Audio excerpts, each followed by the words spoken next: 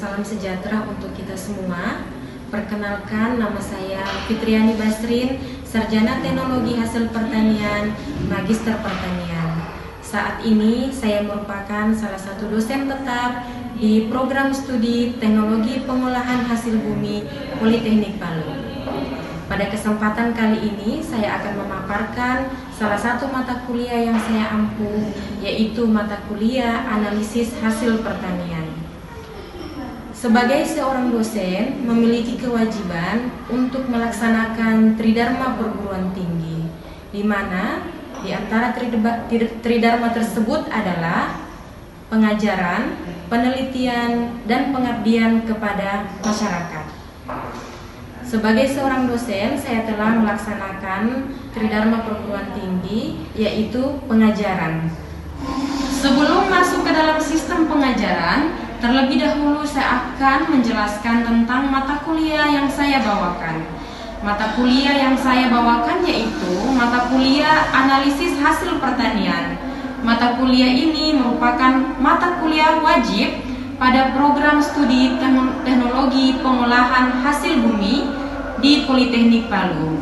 Mata kuliah ini berada di semester 3 atau semester ganjil dengan bobot SKS sebanyak 3 SKS. Adapun deskripsi singkat dari mata kuliah Analisis Hasil Pertanian adalah mengkaji ilmu tentang teori, metode, dan analisis secara proksimat pada produk pangan, di mana meliputi air, abu, mineral, karbohidrat, protein, lemak, vitamin, dan senyawa beracun, serta analisis mikrobiologi.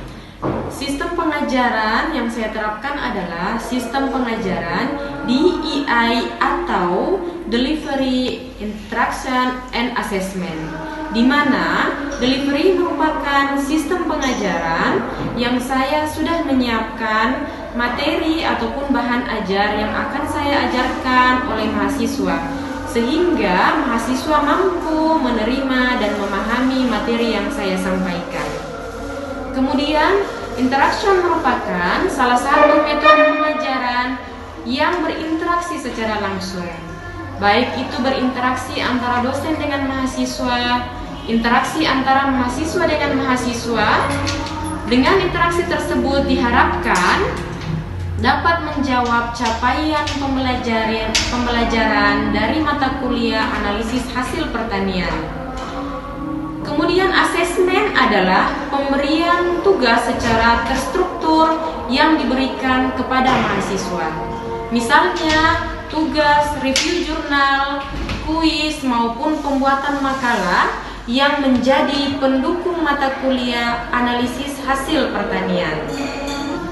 Adapun capaian pembelajaran mata kuliah meliputi 1. Definisi tujuan dan metode analisis, 2. Analisis air, 3. Analisis abu dan mineral, 4. Analisis karbohidrat, 5. Analisis protein, 6. Analisis vitamin, 7. Analisis senyawa beracun, dan 8. Analisis mikrobiologi pangan. Adapun capaian mata kuliah mencakup 5 capaian. Dari 5 capaian mata kuliah melahirkan 9 sub CPMK atau 9 sub capaian mata kuliah, di mana sub capaian mata kuliah diharapkan mahasiswa mampu menjelaskan. Yang pertama, menjelaskan definisi, tujuan, dan metode analisis dengan baik. Kedua, menjelaskan analisis air dengan tepat. Ketiga, menjelaskan analisis abu. Keempat, menjelaskan analisis karbohidrat. Kelima, menjelaskan analisis protein. Keenam, menjelaskan analisis vitamin. 7. Menjelaskan analisis senyawa beracun. 8. Menjelaskan analisis mikrobiologi pangan. Serta yang ke-9 adalah mahasiswa mampu membeda-bedakan analisis atau metode analisis secara proksimal. Pada mata kuliah Analisis Hasil Pertanian memiliki 3 jumlah SKS atau 3 bobot SKS, di mana 3 bobot SKS terdiri dari teori dan praktikum. Teori sebanyak 1 SKS dan 2 SKS adalah praktikum. Berdasarkan 9 sub CPMK, maka dituangkan dalam sebuah pengajaran dalam presentasi kehadiran sebanyak 16 kali, di mana 16 kali presentasi tersebut mencakup teori, praktikum, UTS maupun UAS. Adapun referensi pengajaran yang saya gunakan yaitu buku ajar, modul maupun praktikum. Pada mata kuliah analisis hasil pertanian memiliki 3 bobot SKS, di mana 3 bobot SKS tersebut dibagi menjadi 1 teori, kemudian 2 bobot SKS adalah praktikum. Berdasarkan 9 sub CPMK, maka dituangkan dalam sebuah pengajaran dengan presentasi kehadiran sebanyak 16 kali pertemuan, di mana 16 kali pertemuan mencakup teori, praktikum, UTS, dan UAS. Adapun referensi pengajaran yang saya gunakan yaitu buku ajar, modul, praktikum, dan penelitian yang saya lakukan guna mendukung mata kuliah analisis hasil pertanian. Demikian uraian mata kuliah analisis hasil pertanian. Maka selanjutnya kita akan memasuki proses perkuliahan dengan micro teaching secara luring.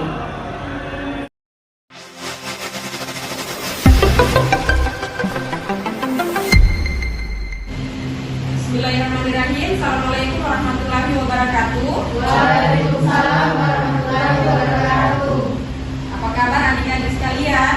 Alhamdulillah. Sebelum kita memulai perkuliahan, alangkah baiknya kita akan membacakan doa menurut keyakinan masing-masing. Berdoa dimulai.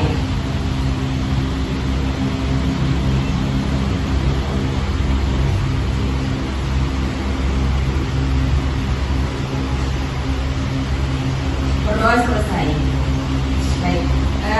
Untuk memulai perkuliahan, adik-adikku sekalian, baiknya kita melakukan absen terlebih dahulu untuk mata kuliah analisis hasil pertanian. Melda,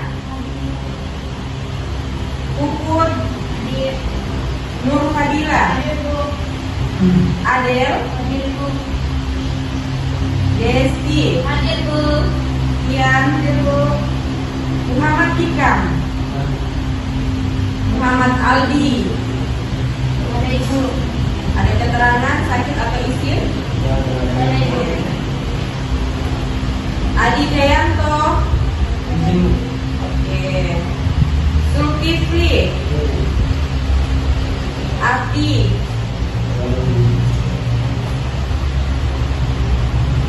Noprianto. Noval. Hijrawati. Isni.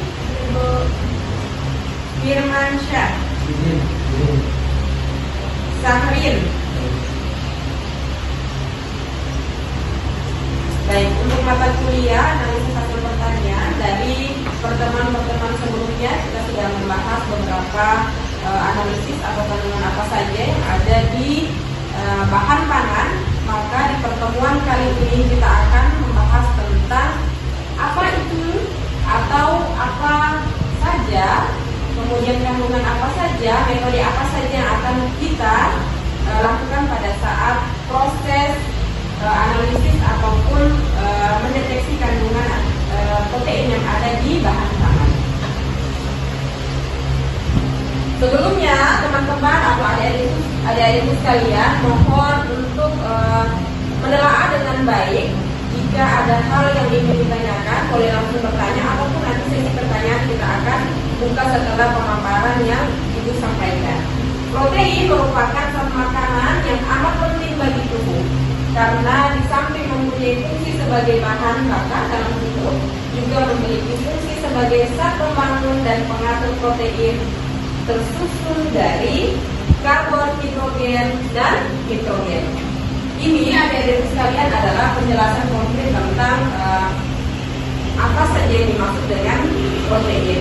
Nah, kemudian fungsi-fungsi dari protein itu jelas, karena sesuatu hal yang kita konsumsi pasti akan memberikan efek ke tubuh manusia. Nah, fungsi dari protein itu adalah sebagai zat pembangun di mana mampu membentuk jaringan yang baru.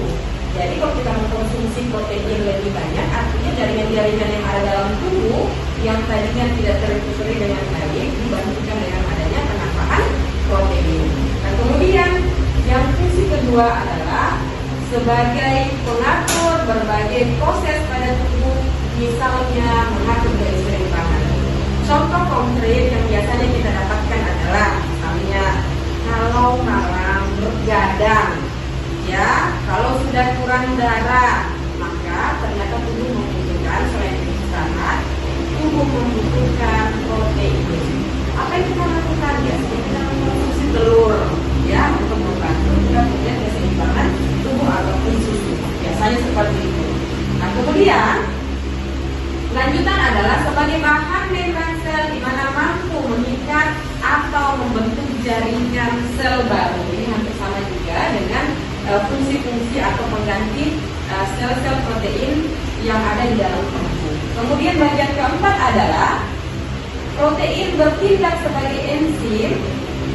Kemudian ini akan menghasilkan albumin untuk antibodi untuk kekebalan. Jadi semakin dikit badan kita, semakin banyak protein yang kita konsumsi, itu akan semakin bagus. Tapi tidak melebihi dari ambang batas. Karena biasanya di tubuh juga semakin tinggi protein yang kita konsumsi akan memberikan efek yang tidak baik. Itu ada beberapa jenis-jenis ataupun tipe-tipe manusia. Jika memang kita mengkonsumsi protein yang lebih tinggi, kadang sudah mulai muncul beberapa penyakit, misalnya atau gejala-gejala penyakit. Adapun klasifikasi dari protein itu sendiri adalah protein dapat digolongkan menurut struktur susunan molekulnya. Misalnya susunan yang dimaksud dengan susunan molekul itu adalah beberapa susunan kimia yang ada di dalam protein. Selain susunan molekul ada juga kelarutan, kemudian ada juga senyawa degradasi. Nanti dijelaskan ke depannya pada saat kita akan melakukan praktikum yang mana sih yang dimaksud dengan senyawa degradasi. Kalau di sini dijelaskan bisa-bisa saja, tapi akan mengambang seketika misalnya pemikiran kalian tidak tepat, tapi pada saat praktikum itu insya Allah semuanya akan tercover dengan baik.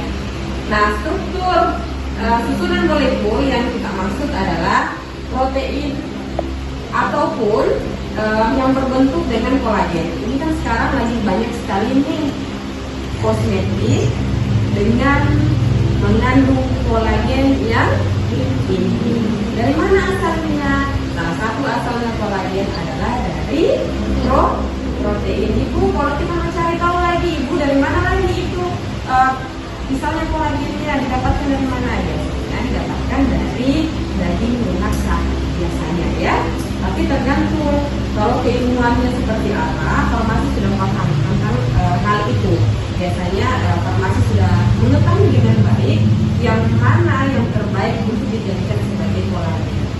Nah, kemudian protein globular yang terdapat pada susu, telur, dan daging. Yang protein ini biasanya selalu kita konsumsi, apalagi kalau pas lebaran Idul Adha, daging melimpah ruah, maka dianjurkan silakan memakan dengan baik dan tidak berlebihan, ya. Nah, kemudian ada yang dikatakan dengan kelarutan. Nah, yang dimaksud dengan kelarutan apa saja? Ada albumin. Kenapa albumin ini larut di dalam air? Tingkat kelarutan albumin itu larut di dalam air. Misalnya adalah salah satunya laktabumin susu. Ibu, yang mana ini laktabumin susu? Ada yang biasa kita konsumsi yang secara langsung, yang sudah dalam jenis cair. Kenapa? Karena memang masuk ke dalam larutan. Kemudian ada lagi yang dikatakan dengan protein konjugasi atau protein konjugasi biasanya. Protein yang mengandung senyawa lain. Yang mengandung senyawa lain pada protein itu banyak nih. Jadi bukan cuma ada telur, ada daging, kemudian ada susu misalnya, tapi bisa didapatkan dari serealia. Siapa yang paham itu serealia? Yang bagaimana jenisnya? Serealia. Oke. Ibu, apa saja contohnya? Salah satunya analisis protein. Kapan saja kita akan butuhkan? Seketika kita akan menganalisis produk ataupun hasil penelitian adik-adik sekalian. Misalnya ada mahasiswa yang mengambil judul mutu kimia dan organoleptik tortilla berbahan dasar ikan gabus misalnya. Maka yang akan kita analisis salah satunya adalah protein. Ataupun juga misalnya ke depan ada saja yang akan menganalisis tentang minuman simbiotik atau minuman prebiotik. Minuman prebiotik itu salah satu bahan yang digunakan adalah susu. Maka dari minuman prebiotik itu kita akan menganalisis kandungan kimia yang ada di dalam. Salah satu kandungan yang ada di dalam minuman prebiotik adalah protein. Nah itu ya tujuannya, kapan saja kita akan mendapatkan atau menganalisis. Nah kemudian tujuan dari analisis protein dibutuhkan ketika ingin mengetahui kandungan protein total. Jadi kalau mahasiswa dari sekarang itu udah berpikir memang ke depan saya mau penelitian tentang apa ya, maka saya akan analisis sesuai dengan komposisi atau kandungan nutrisi yang ada di dalam bahan. Misalnya nih Hikam mau buat nanti ke depan minuman prebiotik misalnya. Di minuman prebiotik itu kan ada bahan tambahannya atau perlakuannya. Jadi kan perlakuan misalnya susu. Maka hal wajib yang Hikam harus lakukan adalah menganalisis kandungan yang ada di produk penelitian Hikam. Salah satunya misalnya adalah analisis protein. Itu tujuannya ya. Kemudian kandungan protein tertentu pada campuran.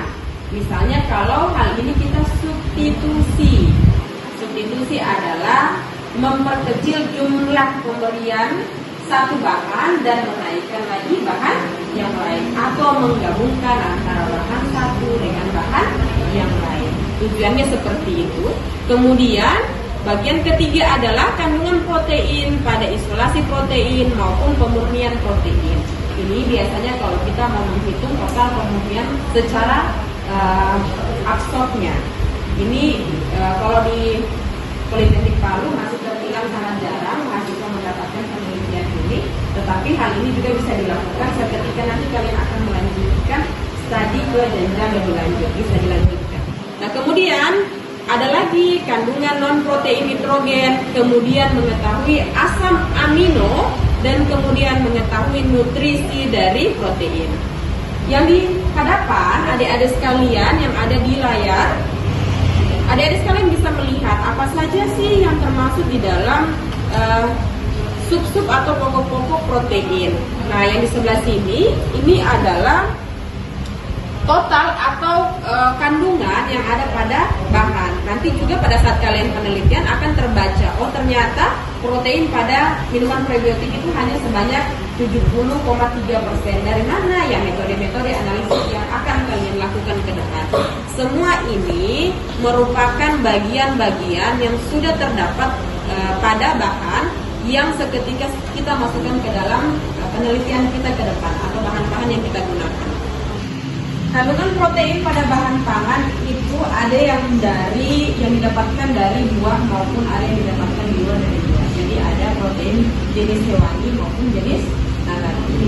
Yang nanti bertanya lagi, yang mana ibu hewan, yang mana ibu nabati? Kalau hewan yang jelas dari hewan, kalau nabati itu dari buah. Apa saja? Salah satunya adalah legum. Kemudian ada salah satunya dari rice bone atau dari fluid, ya. Itu salah satu bahan-bahan atau kandungan yang biasa kita dapatkan untuk memperoleh protein. Jadi adik-adik sekalian, mulai saat ini, mulai detik ini, silakan kalian berpikir untuk menaikkan kalian punya penelitian, apakah menjurus ke bagian analisis secara kimiawi maupun analisis secara organoletri, ya. Adapun metode analisis protein itu ada beberapa tahap, ya. Jadi metode analisis itu untuk menentukan yang mana akan kita lakukan pada saat nanti kita akan menganalisis kandungan protein. Hal ini memudahkan kita dalam proses menghitung jumlah protein atau kandungan protein yang ada di dalam pangan. Salah satu metode adalah metode jedal, kemudian metode Biuret dan metode Bradford. Nah, kemudian yang dimaksud dengan prinsip kerja dari metode jedal adalah mengukur kadar protein secara kasar. Ya, jadi kita ukur dulu kandungan atau kadar proteinnya secara kasar, kemudian kita akan memperhitungkan nilai nitrogennya. Dari nilai nitrogennya maka kita akan mengkonversi menjadi perhitungan faktor konversi. Jadi ada beberapa tahap yang akan kita lakukan. Nanti analisisnya atau praktikumnya kita akan lakukan setelah pertemuan teori. Jadi kan kalau di analisis hasil pertanian 3 SKS, 1 teori dan kemudian 2 SKS adalah praktikum. Jadi ibu hanya menyampaikan dulu teorinya dan seketika kita akan melakukan praktikum di laboratorium. Kita akan pelajari pada saat kita hitung. Nah, dari semua tahapan-tahapan itu maka kita akan rangkum menjadi perhitungan. Ya, perhitungannya biasa seperti ini. Persen nitrogen, kemudian dibagi antara HCl dikali dengan blanko dikali dengan normalitas dikali dengan berapa total protein yang kita hitung dikali dengan 100%. Itu 100% bisa dikurangi nggak? Ini adalah berat bahan. Ya, jadi ini adalah hasil akhir tadi yang kalian sudah hitung. Ini adalah berat bahan dibagi menjadi berapa total bahan awal. Maka kita akan mendapatkan hasilnya. Itu jika kita sudah menggunakan perhitungan yang awal. Nah, kemudian kalau perhitungan protein menggunakan metode jedal juga hampir sama. Hampir sama dengan metode yang tadi, yang membedakan adalah biasanya kalau di metode jedal ini agak sedikit lebih simpel dibandingkan yang metode awal. Ya. Nah, kemudian hampir sama juga perhitungannya. Rumusnya adalah persen protein dikali persen nitrogen dikali faktor konversi. Ini lebih simpel dibandingkan dengan perhitungan yang awal. Metode jedal yang ini adalah salah satu contohnya. Jadi yang biasa di laboratorium yang adik-adik itu sekalian lihat, ini adalah bufet ataupun alat yang kita rangkai sehingga membantu kita dalam proses membedakan yang mana yang dikatakan dengan misalnya protein, yang mana perhitungan lainnya. Jadi ini adalah warna. Fungsi dari perbedaan warna ini untuk memastikan bahwasanya protein, kandungan protein yang kita miliki di produk kita itu tinggi ataupun rendah. Ya. Nah, kemudian menggunakan reagen yang korosif. Itu kelemahannya biasanya ya, karena melindungi itu. Nah, keunggulannya dapat diaplikasikan pada semua jenis produk pangan. Keunggulan dari 3 itu, jadi semua jenis produk itu bisa kita analisis. Yang penting kalian sudah memahami bahwa di komposisi yang kalian gunakan memang terdapat protein, walaupun jumlahnya kecil. Karena jumlahnya kecil itu maka kita lakukan analisis kandungan protein. Yang kedua adalah yang jelas harganya tidak mahal. Kemudian akurat untuk mengukur kadar protein kasar, gitu ya. Nah, ini adalah prinsip kerjanya yang seperti tadi dijelaskan. Itu adalah contohnya. Ini seperti sampelnya. Kalau untuk menentukan kandungan proteinnya dari sampel, kemudian diaduk-aduk, kemudian ditunggu sampai leleh larutannya menjadi homogen selama 60 menit, kemudian baru kita bisa ukur lain sebagainya. Ya, ini adalah prinsip kerja dari 3 faktor-faktor yang tadi. Ini juga salah satu contoh kalau memang pada saat metode-metode terakhir yang kita gunakan. Ya, referensi yang kita gunakan jelas ya dari Purwasi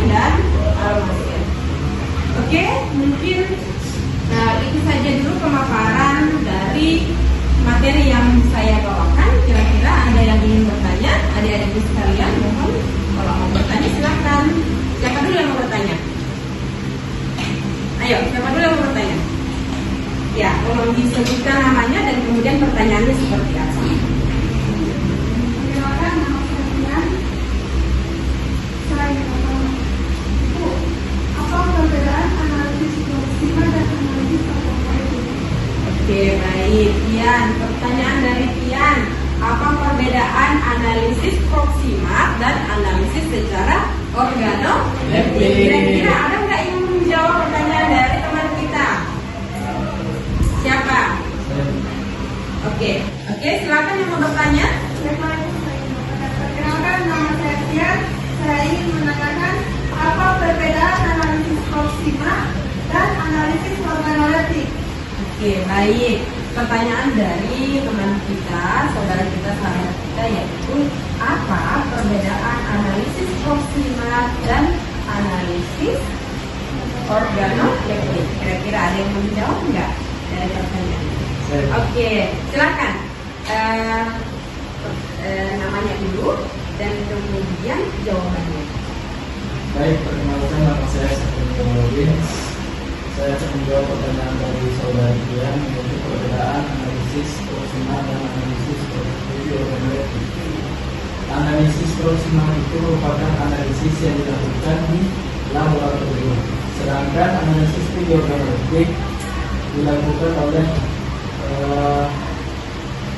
organ tubuh manusia, dan yang digunakan itu adalah warna, aroma, rasa, dan juga tekstur.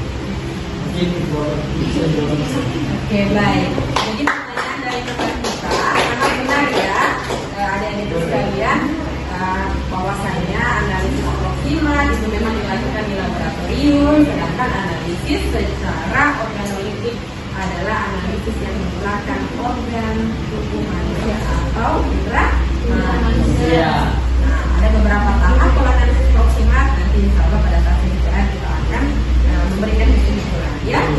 Ya, adapun sumber-sumber protein yang saya ketahui, semisal dari daging ayam, sapi, kambing, juga ada dari produk-produk turunannya seperti susu, telur, dan juga ada dari ikan, baik ikan tuna, ikan bandeng, salmon, kacang-kacangan juga mengandung protein seperti kacang almond, dan kedelai, juga biji-bijian dan bolong-bolongan, dan juga produk-produk turunannya seperti tahu dan tempe. Dan yang terakhir, metode analisis protein seperti yang dijelaskan oleh saudari Lala tadi, ada 3, yaitu metode Jedal, metode Buret, dan metode Bradford. Sedikit saya jelaskan metode Jedal mungkin adalah metode yang mengukur kadar protein secara kasar, lalu diukur juga kandungan nitrogennya dan dikonversi melalui faktor koreksi dan juga rumus yang disampaikan tadi. Sekian. Oke, baik, terima kasih banyak Ika. Sudah menyimpulkan 98% dari kita punya pertemuan. Ya, mudah-mudahan adik-adikku sekalian bisa menerima dengan baik materi yang sudah kita paparkan dan men-share dengan baik hasil interaksi yang tadi kita sudah lakukan, dengan harapan semua capaian pembelajaran mata kuliah analisis hasil pertanian bisa tercapai dengan baik. Akhirul kalam, Ibu mohon maaf ya jika masih banyak kekurangan untuk hari ini yang disampaikan. Saya pribadi mohon maaf. Kita akhiri pertemuan kita hari ini. Wabillahi taufiq wal hidayah. Assalamualaikum warahmatullahi wabarakatuh. Waalaikumsalam warahmatullahi wabarakatuh.